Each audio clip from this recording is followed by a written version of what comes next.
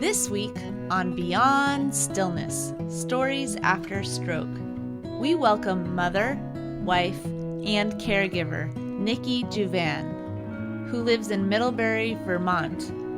In October of 2018, her husband suffered his first stroke. In her story, Nikki describes how her approach to caregiving has changed over the years. While working through grief, Nikki found it helpful to serve as a resource for others. She and her daughter went on to found Stroke Awareness Vermont. Nikki's story is entitled, I Have Been Changed for Good. Thank you for joining us for part 1, Nikki Juvan's story. Beyond Stillness, Stories After Stroke is made possible by our guests and tax-deductible donations from friends and listeners like you. Join us in empowering stroke survivors with stories of wisdom, purpose, connection, and hope at www.beyondstillness.org. Hello and welcome to Beyond Stillness, Stories After Stroke. Stroke offers a powerful, life-changing shift in perspective. Each colorful memory creates a parable for life's greater teachings, a compass for journeys ahead, and inspired wisdom for unique growth. This podcast, Beyond Stillness, Stories After Stroke, offers a moment of pause for storytelling and reflection. Ultimately, Beyond Stillness is a welcoming environment that reveres the moment beyond stroke's paralysis. Still moments unite humanity and divinity. I'm your host, Molly Bucola. This week, we welcome guest Nikki Juvan. Nikki is a mother, kindergarten teacher, and wife/caregiver. She is also the co-founder of Stroke Awareness Vermont. Nikki enjoys musical theater, singing, baking, doing puzzles, spending time with her daughter, and snuggling with her 2 wonderful cats. Today, Nikki shares her story entitled, I've Been Changed for Good. As we begin today, we take a moment of pause, settling in our time and our space. Maybe elongating our inhalations and exhalations. Nikki is a caregiver, and we spotlight caregivers this week, ways that they selflessly offer their hands, their schedules, their hearts in order to serve others. Help us to remember the soul, the person beneath the service, the person beneath the caregiving. We honor that person and hope for ways that that person may flourish in order to spread their unique joy and spirit to others. Today, Nikki speaks about being changed for good. Help us to orient ourselves in a way that we see that our lives can be lives of service, lives of love, lives of peace, so that we too may be changed for good. It was a beautiful Vermont day in October 2018. My husband was planning to go to a movie with his son, and I was relishing the idea of alone time. When I returned home from church that afternoon, his car was still in the driveway. Puzzled, I walked inside. I threw up, he announced, and felt a little off balance. I think I need to rest tonight. We'll go to the movie another time. I'm ashamed to say I was disappointed, but also a little worried that he was starting another long, mysterious illness like the spring before. That time, Trent had hiccups for days on end, day and night, and was wobbly and unstable around the house. In the night, he woke and asked for help to the bathroom, again feeling wobbly and unstable. We decided to figure it out in the morning and fell back asleep. The next morning, he still needed assistance walking through the house. We agreed he needed to go to the ER. But his sense of urgency was different than mine. He said, "Let me go to the office first to process the photos for tomorrow's paper." His devotion as a photojournalist was strong, but not stronger than his wife's insistence. "No, Trent, we need to go now." A familiar face greeted us at the ER. We knew the doctor through the local theater. He ordered all the usual blood work and a CT scan. I will never forget when he gave us the results. The CT scan shows evidence of a prior stroke. What? A stroke? How is that possible? Trent just turned 55. The mysterious hiccup and wobble phase last spring must have been due to a stroke. Thoughts raced through my head, and everything from there moved pretty quickly. They transferred Trent to the stroke center at University of Vermont Medical Center in Burlington, about an hour from where we live. It's a bigger hospital than the one in our small town of Middlebury. I followed the ambulance in shock. A stroke? Strokes are for old people. What does this mean for our life? His work, my work. I texted my coworkers, letting them know that we were headed to the hospital and that I would likely be out the next day. How could I concentrate on sending lesson plans at this moment? When I arrived at UVM, I circumnavigated the whole hospital looking for parking and where to go next. I couldn't even navigate the parking lot, let alone my new future. There was so much uncertainty. By the time I entered Trent's room, one thing was certain. The MRI confirmed that he indeed had another stroke. Time to begin recovery. Shock, fear, sadness, and a touch of resentment deflected the information. Nothing sunk in. In that moment, I was hurled into an unfamiliar system with life-altering demands. I began my education.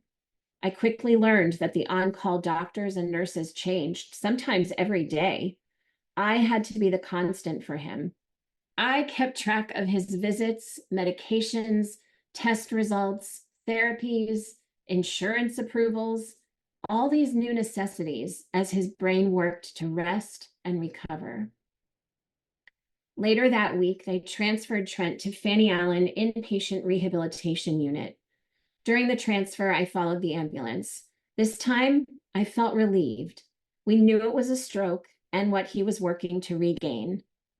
There was also a mix of worry and wonder and stress. Terry, a nurse with a headscarf, met me at the front desk. She had a calming presence. I was thankful that she was the nurse to settle Trent into his new space. When I left Trent's room that night, I was so scared. It was like leaving my child at college. I was both grateful and sad to leave. I sought out Terry and forced words as I choked back tears. "He's going to be all right here. You'll take good care of him?" I called the facility multiple times that night to check on him. Quickly, I embraced the role of Trent's cheerleader in recovery. My uncertainty and fear took the back seat. I returned to my job as a kindergarten teacher and would drive an hour to his rehab center every day after school. I would sit on his bed with him. We'd talk about our days. Trent would tell me about his therapy sessions. We'd always finish the evening with an episode of Jeopardy! I also gradually built relationships with the nurses and therapists. It was, and still is, important for me to find medical professionals that I trust to help me navigate the unending piles of information, while also comforting me with a hug when I break down and cry. Priscilla was one of these people, a petite, no-nonsense, experienced nurse who walked into his room one Saturday evening. That day, she became a support for him and especially for me. She was honest with me that he had significant brain damage, and she told me about doctors who advocated for plant-based diets to control diabetes and high cholesterol, both of which the doctors thought were causes of Trent's stroke. Priscilla gave the best hugs and was the first person to tell me that I matter in all of this too. She gave Trent excellent care, but I truly believe her goal was to also care for me and help me through the shock and uncertainty. This is what every caregiver needs. They need to be seen, cared for, comforted, and assisted too. I settled into a routine of visiting him after school and on weekends and collapsing at home with my cats at night. I brought schoolwork to do while he was sleeping, and I felt peaceful because I knew he was in the right place. I was all in on being his cheerleader. At church one weekend, the priest was talking about hope and how we can bring hope to others, and I took that very seriously. I found little inspirational sayings that I printed and cut out and hung up all around his room, also hiding some in his clothing drawers and on the back of his iPad. I brought pictures of our precious cats to motivate him to work hard so he could get home soon.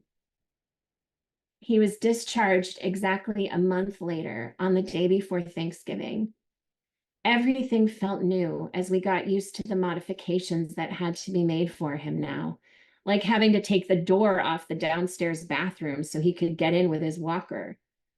We were both exhausted, but I was ready to find our new normal and inspire him to continue getting better so we could get on with our lives. We maintained that attitude for 4 months. He made incredible progress and could do a lap on the indoor college track with just a cane. I embraced a vegan-ish diet and found and cheerfully made recipes of all kinds. Prior to the stroke, Trent did all the cooking, so this was a big change for me, especially because I really don't enjoy cooking. But I was proud of the changes we had made and proud of our progress.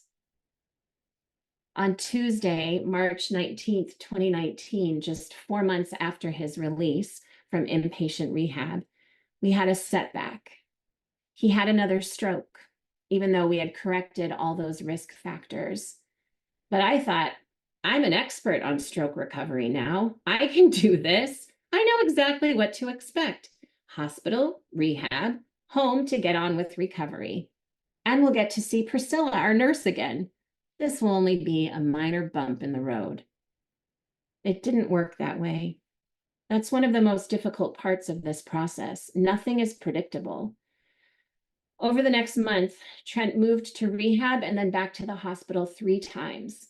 He developed aspiration pneumonia, needed a feeding tube, and was so weak they often used the Hoyer lift to transfer him to a recliner. The moment that he called me and told me he was going back to the hospital for the 2nd time after being at rehab for 2 days, I was so angry and confused, and I directed this at God. It was a pivotal moment.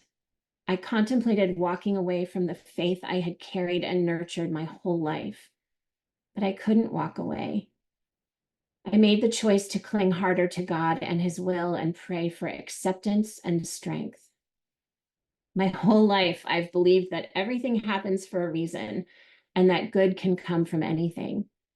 I had to put my trust in God that he had a plan for Trent and for me.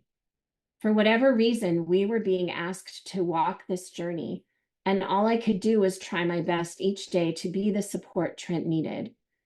I tried to focus on the blessings and celebrate the little victories of our new life together. With the 2nd stroke, it was discovered that Trent had atrial fibrillation. Armed with this new discovery and new medication, the doctors assured us that he wouldn't have another stroke, and we returned home. But in March of 2022, he did have another stroke.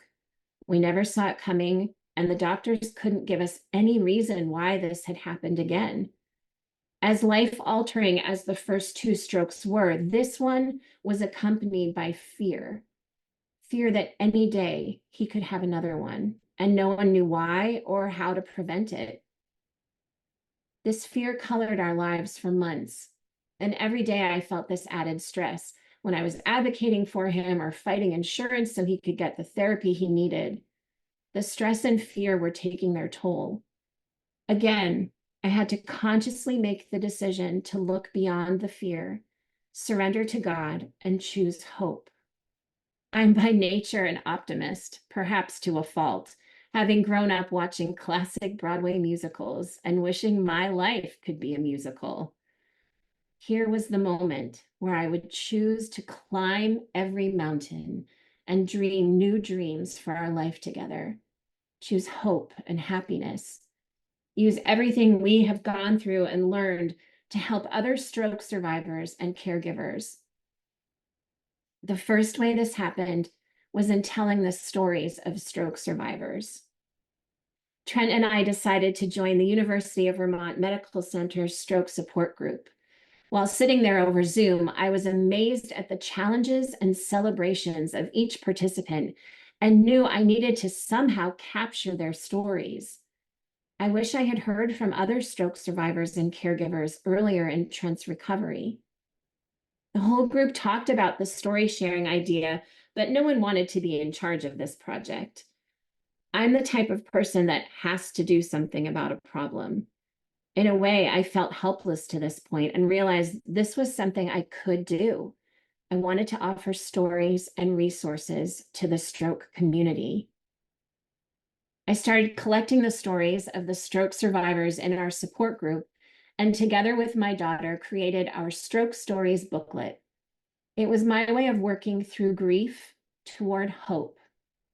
Then the project grew. My daughter and I started a website to make the stories more accessible, and we started gathering other types of resources for stroke survivors. That grew into starting Stroke Awareness Vermont.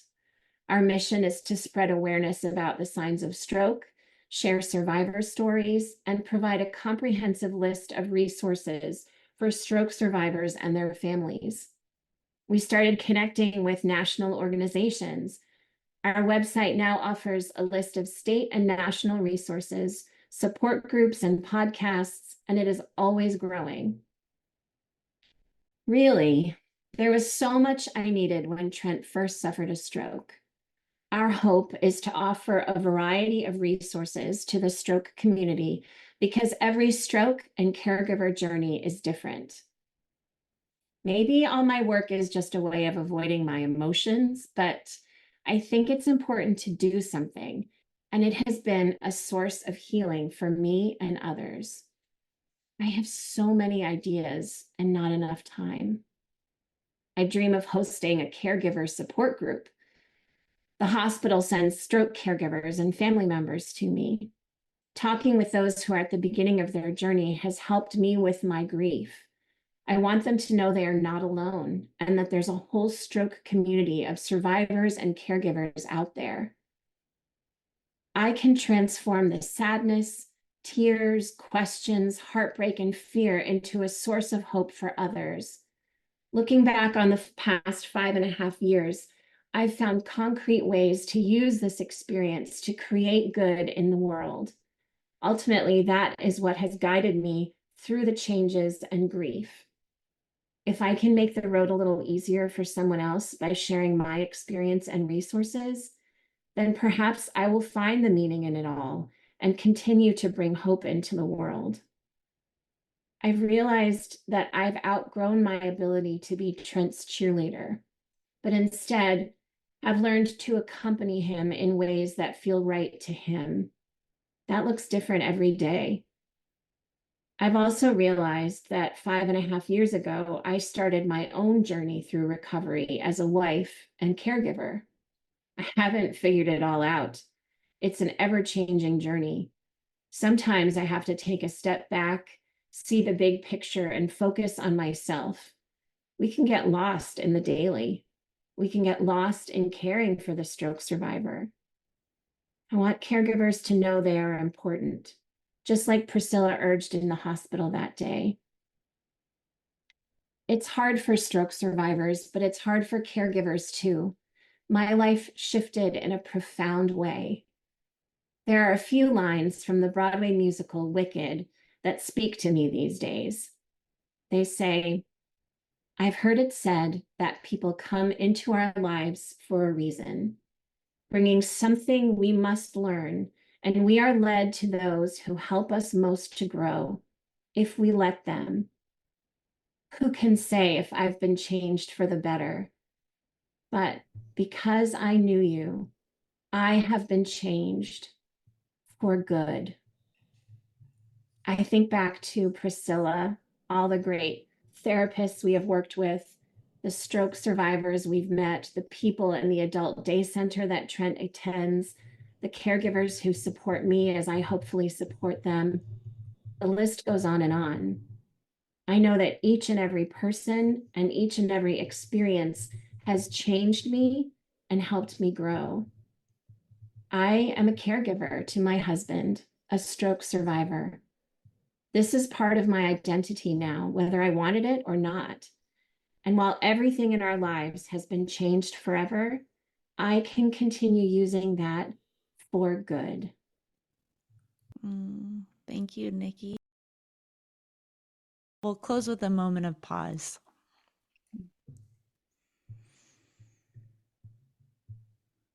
Today, Nikki spoke about surrender. Surrendering and focusing on the present moment. Focusing on one thing, one person at a time. Help us to surrender to the present moment, to let go, to release, and to be open.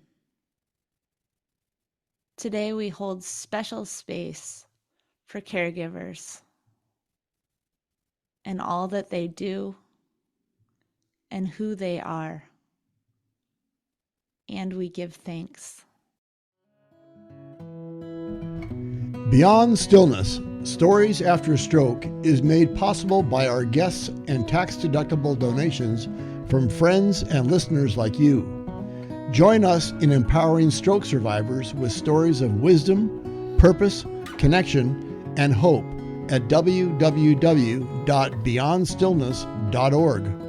Another way to support is to like, share, or subscribe to our weekly show. Again, thank you for devoting time and space for this week's episode of Beyond Stillness, Stories After Stroke. Thank you for listening to Part 1, Nikki Juvan's story. Stick with us for Part 2, Nikki Juvan's interview. Each colorful memory creates a parable for life's greater teachings, a compass for journeys ahead, and inspired wisdom for unique growth. In this episode of Beyond Stillness, Stories After Stroke, mother, wife, and caregiver Nikki Juvan from Middlebury, Vermont, shared how her approach to caregiving has changed over the years. While working through her own grief, she found it helpful to serve as a resource for others. Nikki and her daughter founded Stroke Awareness Vermont. Nikki's story is entitled, I Have Been Changed for Good. Thank you for listening. And remember, as part of the stroke community, you are more than supportive. You are inspirational.